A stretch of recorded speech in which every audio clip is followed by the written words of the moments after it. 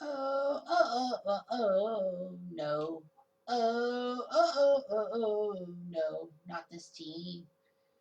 It's the Baltimore Orioles. The Baltimore Orioles were the first team to relocate in the American League in history. Well, technically, you'd say, oh, what about the 1901 Baltimore Orioles that became the New York Highlanders that were, of course, named the Yankees? True, but I mean, this team really relocated. The Baltimore Orioles were once known as the St. Louis Browns. Were a decent team, but just couldn't really get to World Series, except in 1944. Basically, they were known for being the team that Bill Thack basically put a lot of promotions towards, and the 3'6" Eddie Gaedel. So anyway, the Browns were going to move to Baltimore in 1954, and they did. So the city of Baltimore would have a baseball team in 1954. Actually, fun fact: the St. Louis Browns were so bad they were going to head to Los Angeles. Unfortunately, a major event prevented a vote from happening. That would be when Pearl Harbor was bombed December 7th, 1941. So the Browns almost went to Los Angeles. LA almost had their baseball team 15 years prior to the Dodgers moving from Brooklyn. Anyway, the Baltimore Orioles were a decent franchise. Heck, they were okay. But in the 1960s, they came alive, especially in 1966, using some pitching help to shut down the LA Dodgers for 33 innings in that World Series. That's amazing. 33 innings. That's like 3 games. Almost 4 games. The Dodgers were blown out of the water. Sandy Koufax decided to retire. Don Drysdale, I think, pitched 1 or 2 more years and then he hung it up. But man, the Baltimore Orioles did all that. And yes, in 1966, they were led by a great hitter by the name of Frank Robinson, who since he decided to trade because he was, quote, an old 30. Well, he was a young 30 as he won the Triple Crown and MVP, obviously. All for the one of Milt Pappas. So anyway, the Orioles swooned and did okay in the AL East throughout the years. In the AL and the AL East. In 1969, they put up 106 wins or something? 104, I think. And they were creaming everybody in their path. It looked like the Baltimore Orioles were going to win the 1969 World Series. Then they went into a trap called the 1969 Miracle Mets. Obviously, we can't do the 69 Orioles for a what if because they're in the finals. And besides, it'd be less of a story. 1970, they came back to the World Series and won it against the Cincinnati Reds. Frank Robinson had his revenge on his former club. 1971, they went back against the Pittsburgh Pirates, but somehow didn't do so well. They lost in 7 games to a young Steve Blass, who then would have miscues and be diagnosed with Steve Blass syndrome. The Orioles did decently and did well. 1979, they used the power and the unfortunate fact that the Yankees were down and out because of the death of Herman Munson. The Orioles won the ALCS. They went to the World Series, had a 3-1 series lead on the Pirates, but then choked it all away. Yikes. Can you believe it? Much as I like to do the 79 Orioles, can't. They have been in the finals, no repeating the finals. So then you got yourself 1983. Well, 1982, they had a big game against the Milwaukee Brewers on the final day of the season. If they beat the Brewers, they would have a 1-game playoff. Didn't work. The Brewers won that game. They went to the World Series. Earl Weaver retired. 83 with Joe Altobelli on the manager's stool. The Orioles did pretty well. They had a young core that included Eddie Murray and Jim Dwyer and Cal Ripken Jr. They had some good pitching in Tippy Martinez and Scott McGregor. Rick Dempsey, a catcher. The 83 Orioles were pretty good. And they were so good, they shocked everyone by beating the Wheeze Kids, aka the 1983 Phillies, in the World Series in 5 games. So Cal Ripken Jr. has a World Series ring. Nice. Baltimore unfortunately fell on hard times, such hard times in 1988, that they started 0-21, and I'm not joking, it's legit. They lost their first 21 games of the season. Amazing. Not surprisingly, the Orioles only won 54 games that year. So anyway, then comes 1989. We'll talk about that later. Baltimore would not get back into things until 92. were fighting for the AL East with the Brewers and the Blue Jays. Unfortunately, the Orioles fell short, despite a new stadium, Camden Yards.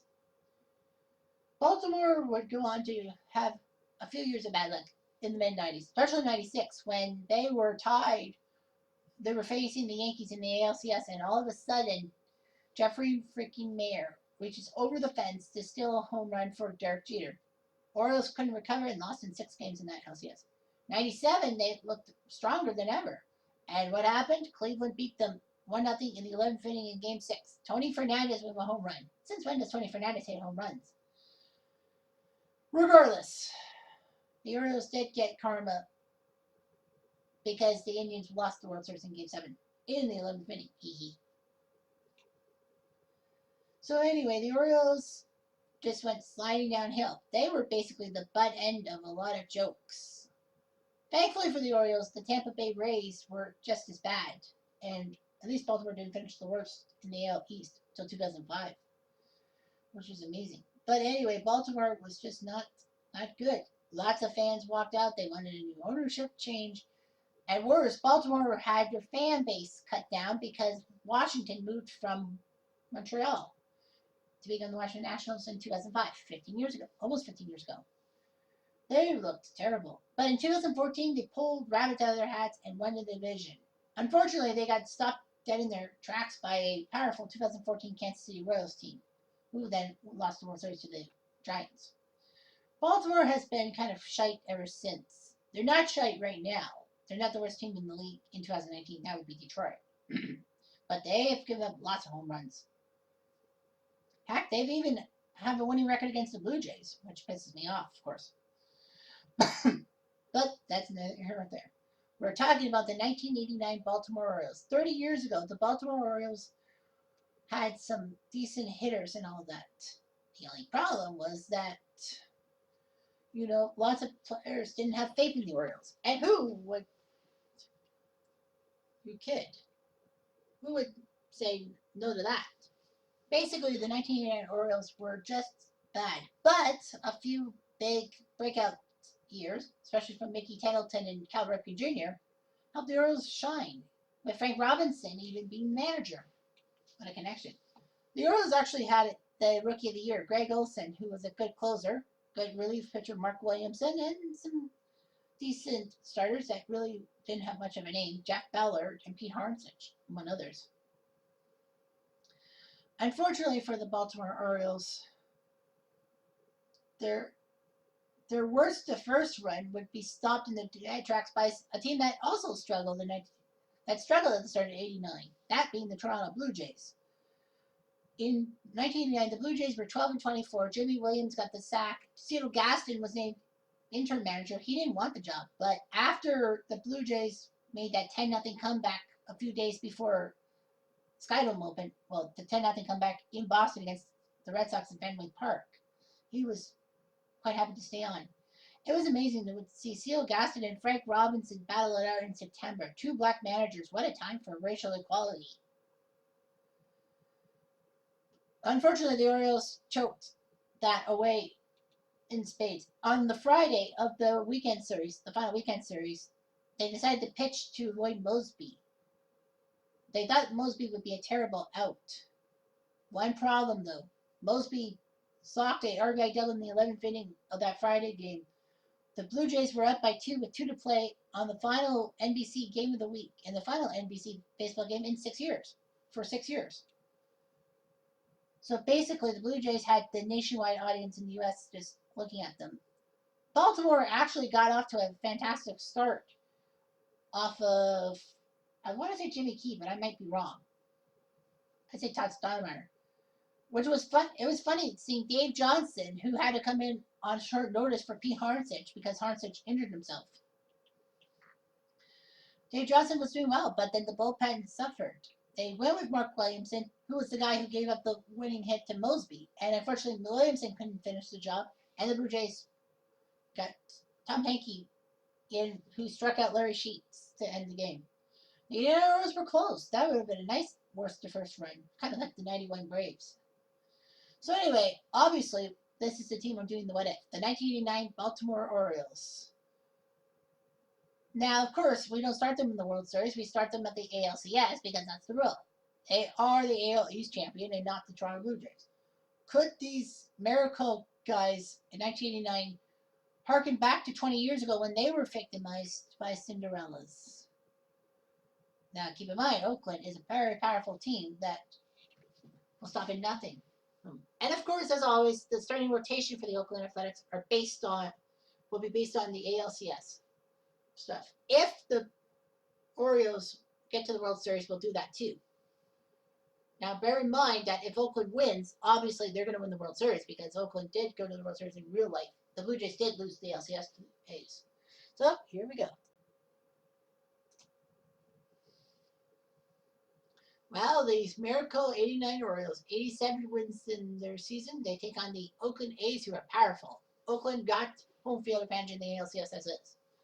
So, a nice lineup. When you look at the lineup of both teams, it's weird. Mike Devereaux, who didn't really start off as a defensive fielder until a few years later. Phil Bradley, Nick Templeton, Randy Milligan, Joe Orsulak, Cal Ripken, Craig Ripken, Billy Ripken, and Larry Sheets. Pete Harnsich actually does well enough to get off his injury and start game one of the the ALCS against the A's. And the final nail in the coffin of the Orioles was not because of Harnsich. There was no score till the third inning when Jose Canseco hit a single to score Mike Gallego. Mark McGuire almost grounded into a double play at the end of the inning, but run scored on that. Thankfully, fielder's choice 2-0.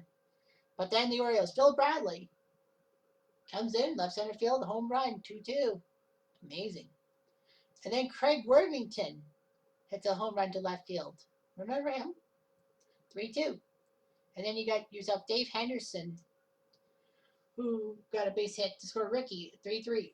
And then Larry Sheets, surprisingly, hits a 3-run home run with Worthington and Ripken on base. Are you serious? Larry Sheets? Jose Canseco gets an RBI single to make it 6-4. And all is well in Baltimore. They leave a runner at second, no big deal. And then in the bottom of the ninth, Greg Olson's in, the rookie of the year. Javier hits an RBI, hits a double. Gallego grounds out the first. They trade the run. They trade something for an out, so it's 1 out, 6-4.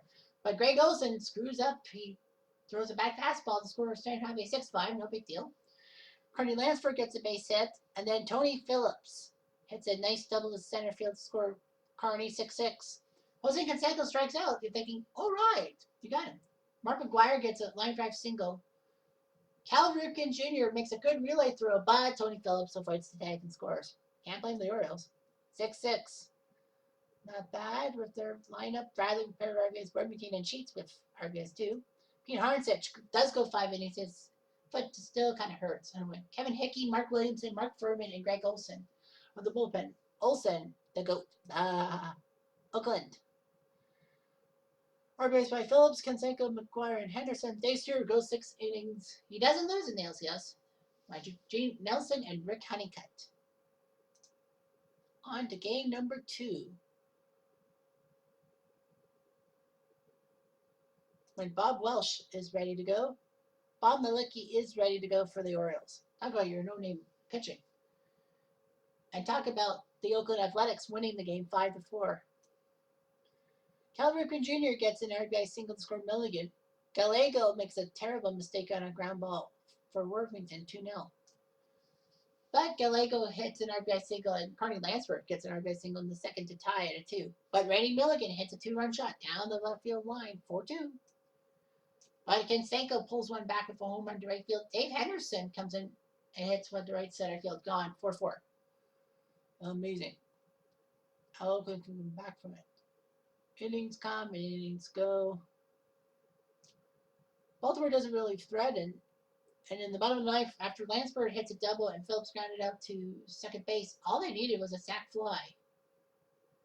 But Canseco drops a GRD, ground rule double, to score Carney Lansford. Baltimore, nothing much there. Milligan 2 RBIs, Ripken Jr. with the other one. Bob Malicki went all the way and lost. Okay. Bob Welsh goes 8 innings and then gives it to Gene Nelson. Canseco and Henderson with home runs. So great job there by the A's. Time to switch to Baltimore and Old Memorial Stadium. Dave Johnson gets the Game 3 start, while Storm Davis comes in for the Orioles. And the A's beat the Orioles 4-1. Yikes. Not even close. Baltimore does well until the fourth inning when Canseco says, hello, goodbye. Home run, 1-0. Then Joe Orsulak drops a bad catch, and Dave Henderson reaches on the air to score Mark McGwire 2-0. Randy Milligan gets an RBI single, scores Sheets 2-1. Running in the eighth, Tyree Steinbach 2 RBI singles to score McGwire and Henderson. Baltimore just can't get out of their way. The Oakland Athletics, RBIs by Steinbach, one by Canseco. Storm Davis 5 2/3 with the win. Nelson Honeycutt, there's accuracy. There's that bastard. Baltimore, as you see here, one RBI by Milligan. Dave Johnson went 7 innings, not really that well. Pat Hickey might know it. Kevin Hickey and Mark Williamson finish it off. So now the A's know what to do. Mike Moore will come in for Game 4.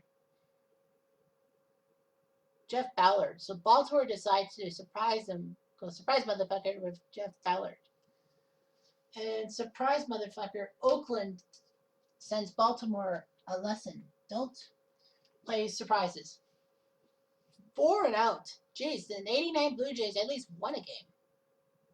No score. Craig Worthington got an RBI sac fly to score Milligan. But Stan Javier, 2 RBI single. Mike Devereaux gets an RBI to score Billy Ripken, 2-2. It's not all that bad. Top of the fifth, Jose Canseco again with a home run to left field. Fuck. 4-2. Then the A's pour it on in the seventh. Ricky Henderson, RBI single to score Mark McGwire. Terry Steinbach with an RBI single to score Ricky. Curry Lansford got plunked by a pitch from Mark Williamson. Bases loaded, Steinbach scores. And then Tony Phillips with a 2 RBI single. 9-2. Cal Ripken Jr. does hit a home run in the eighth to make it 9-4, but nothing else happens. So the A's easily crunch the Orioles. Obviously, they would easily crunch the San Francisco Giants. We don't have to worry about that shit. Mike Moore with the win. Corsi and Nelson.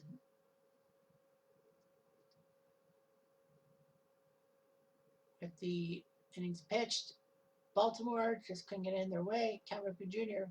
looked good. Jeff Ballard, not good. Brian Holton, Kevin Hickey, Mark Williamson, Jay Tibbs. Well, miracles don't happen every day, and this is proof why. As the Orioles fouled it up.